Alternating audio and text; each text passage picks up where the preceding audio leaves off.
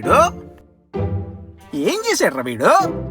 వాళ్ళ ప్రభుత్వం గెలిచినప్పటి నుంచి వీడిలా ప్రభుత్వం తీసుకొచ్చిన పథకాల గురించి ఊరూరు తిరుగుతూ చెప్తున్నాడు అన్న వీడు. ఎస్ అన్న, ఎస్, వాడు చెప్పేది కరెక్టే.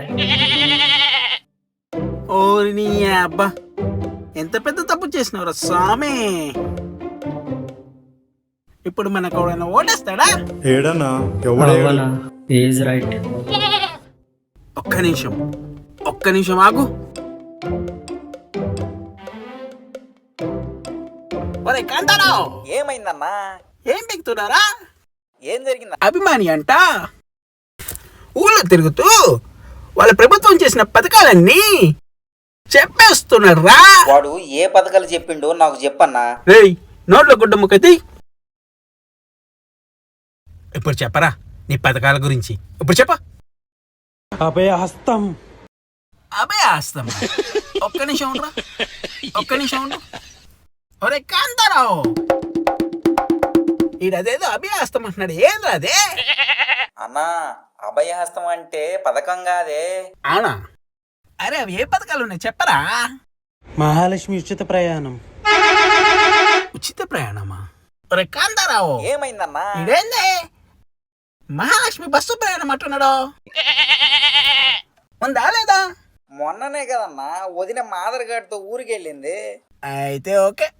నెక్స్ట్ ఏంట్రా? గృహజ్యోతి. అరే కాంతారావు, ఏం రాయడు? గృహజ్యోతి అంట. ఏంద్రా ఇది?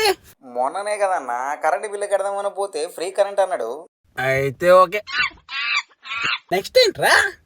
ఇందిరమ్మ ఇల్లు. అరే కాంతారావు, ఏం రాయడు? ఇందిరమ్మ ఇల్లు అంటుండు. ఉందా లేదా? ఉందన్నా. నెక్స్ట్ ఏంట్రా?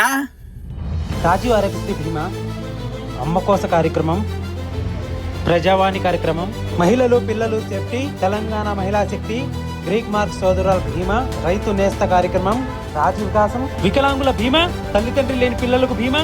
ఇంకెన్ని చెప్పమంటావు? చెప్పుకుంటూ పోతే చాలానే ఉన్నాయి. కాంతారావు, విన్నావారా? ఇవన్నీ ఉన్నాయా? చెక్ చేయరా. మన బతుకు బస్ స్టాండ్ అయిందన్నో అన్న. అన్ని ఉన్నాయి. ఉన్నాయా? అన్ని ఉన్నాయి. అన్నీ ఉన్నాయా? మన బతుకైపోయింది. అన్ని ఉన్నాయన్నా, అన్ని ఉన్నాయి.